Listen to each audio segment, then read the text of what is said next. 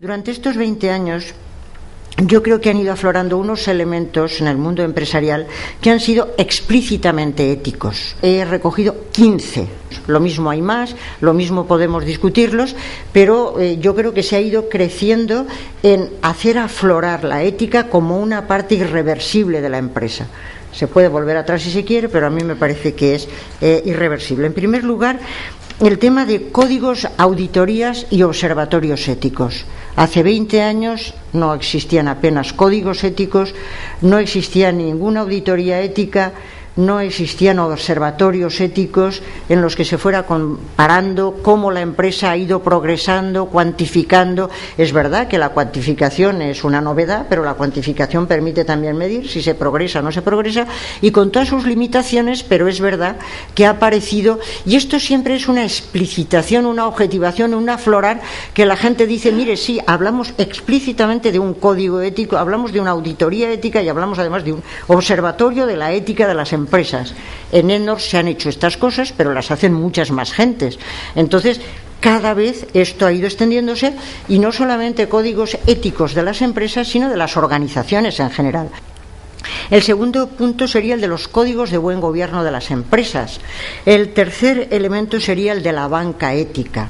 Sea banca ética, sea banca solidaria, sean fondos solidarios, sean fondos verdes, sean fondos de... Existe todo un amplio debate o una amplia presencia del tema con muchas modalidades que creo que es muy bonito de decir.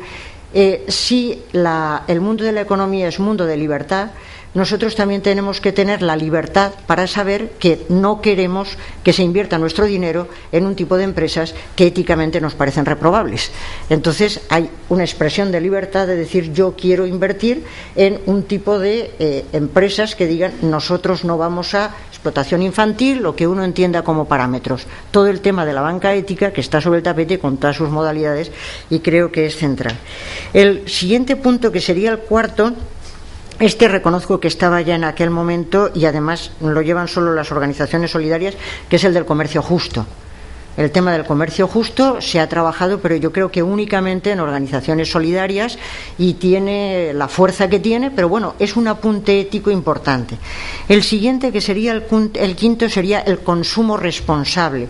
El siguiente punto, que creo que el sexto ya estaría desde el comienzo, es el de la fuerza de los recursos humanos, pero además como base de la economía del conocimiento en este momento. Los recursos humanos tienen importancia, pero además como base de la economía del conocimiento. Entonces, una empresa se tiene que valer de los conocimientos de las gentes, eso es lo que es más valioso, y hay que hacer aflorar los conocimientos de las gentes, y si no, no funciona el asunto. El siguiente tema, que es una constante, es el de la empresa ciudadana. La empresa que está incardinada en un ámbito social, que las gentes lo ven como parte suya, porque la empresa produce trabajo, guarderías, una serie de cosas en el entorno social, que la gente ve la empresa como cosa suya, y esa sería la empresa ciudadana. El siguiente, que a mí me parece que no hay que olvidarlo nunca, sería el tema de la economía y ética del desarrollo humano. El tema del desarrollo humano ligado con las empresas.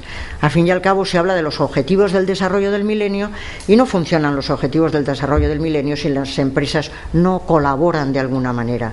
Entonces, la ética del desarrollo humano, nosotros hicimos un congreso este año sobre ética del desarrollo, que vinieron muchos de los presentes, y se trabaja pero es que el desarrollo es posible si las empresas también aportan al tema del desarrollo.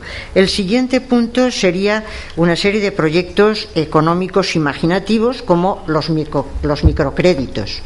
Todo el mundo conoce ya el tema de Yunus, del microcrédito, y muchas otras instituciones que son totalmente económicas. Es decir, no es que se han inventado una cosa que a mí me fastidia mucho, la economía heterodoxa. No tiene nada de heterodoxa, es absolutamente ortodoxa, es economía. Lo que pasa es que el señor sabe hacer funcionar los microcréditos en ese sentido. El décimo sería, lo dejo ahí, pero es que el que ha tenido más éxito, el discurso de la responsabilidad social. Lo de la responsabilidad social ha sido un verdadero boom que hace 20 años es que ni soñábamos que existía. De hecho, aquí cuando íbamos a organizar un seminario sobre responsabilidad social, no, eso no es interesante, eso sí es interesante, eso es, y desde luego de responsabilidad social es que habla absolutamente todo el mundo mundial.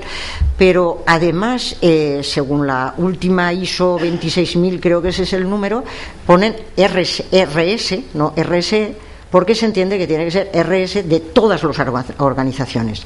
Y digo a los presentes que hace 20 años estas cabecitas que están aquí discurrieron que nuestra fundación se tenía que llamar ETNOR, porque era ética de los negocios y las organizaciones.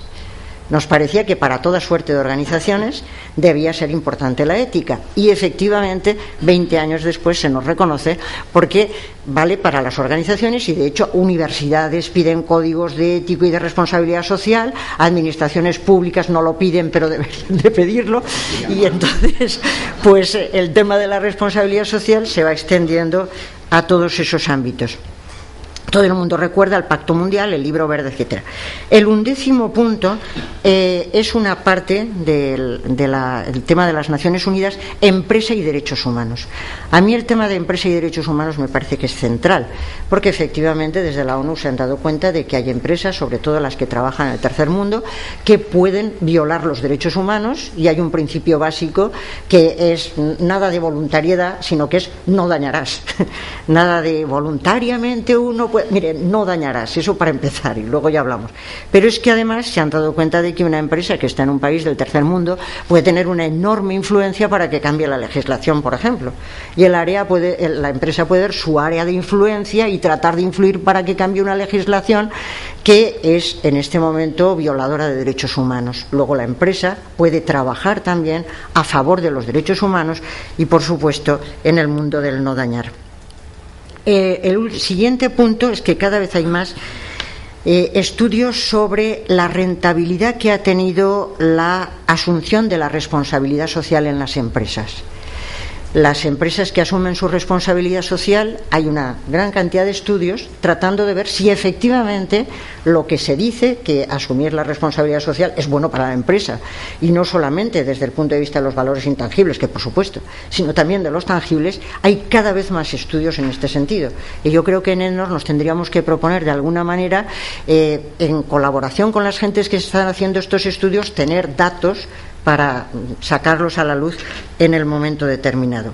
El punto 13º salió mucho el año pasado en nuestro seminario sobre el tema de la crisis de la empresa, y tuvimos un seminario con Paco Pérez y con José María Peiró sobre la formación de profesionales en las empresas, porque se decía que, y eso era un elemento ético, es que las empresas tienen que formar buenos profesionales, que son gentes que no solo son buenos técnicos, sino que van a trabajar por la buena meta de la empresa. Y si recuerdan los presentes, se dijo, tendrían que tener el sentido de ser ciudadanos. Es que, claro, el buen profesional sabe que está en una sociedad en la que tiene que funcionar como un buen profesional ciudadano que busca la meta y además está trabajando por el contexto de la ciudad. El punto 14º, que lo ha mencionado Jesús y creo que cada vez se recuerda más, es que el mercado es un mecanismo necesario para la asignación de recursos, pero no suficiente para que funcione bien la economía. Una cosa es decir, el mercado es un desastre. No, el mercado es el mejor mecanismo para la asignación de recursos, pero el mercado tiene que estar en un entramado que hace que sea, además de eficiente, pueda ser justo. Y además, para que el mercado funcione bien, que es por donde iba Jesús también cuando veía los dos lados, para que el mercado funcione es indispensable la cohesión social. Es indispensable la cohesión social. Si recuerdan los presentes, cuando en el Libro Verde de la Responsabilidad Social de la Empresa se decía que las empresas europeas tenían que asumir la responsabilidad social, se decía que era porque serían las punteras las que más producirían, porque lo harían sobre una base de cohesión social.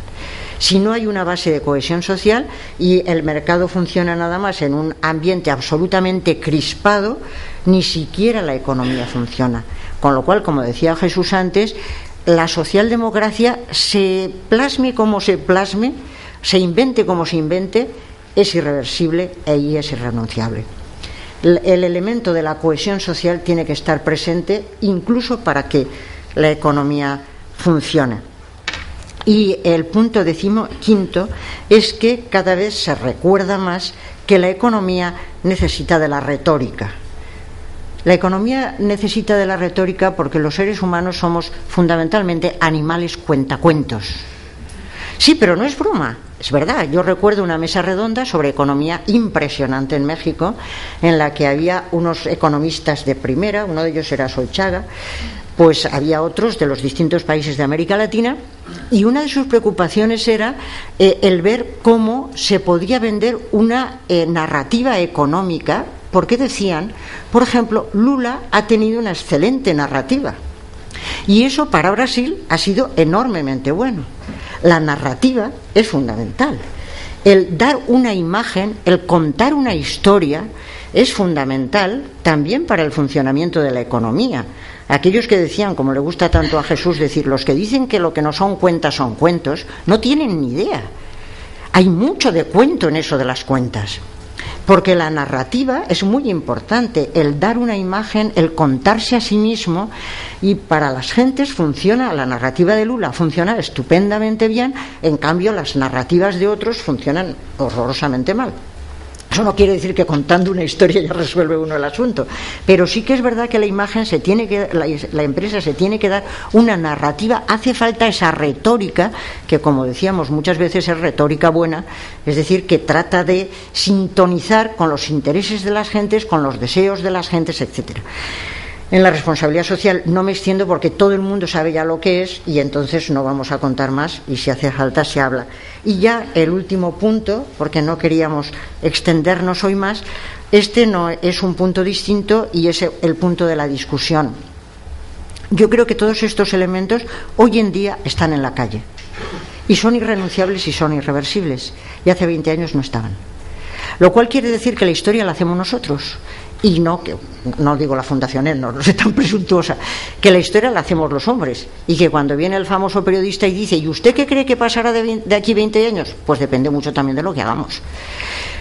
Podemos incidir y podemos abrir nuevos caminos, podemos ver qué tendencias hay e ir reforzando las que nos parece que van a conducir a crear una buena sociedad e ir debilitando las otras. Podemos abrir caminos nuevos, porque como le gusta decir a Jesús, la ética es un factor de innovación. Y todo esto han sido caminos nuevos en los que no se pensaba hace 20 años.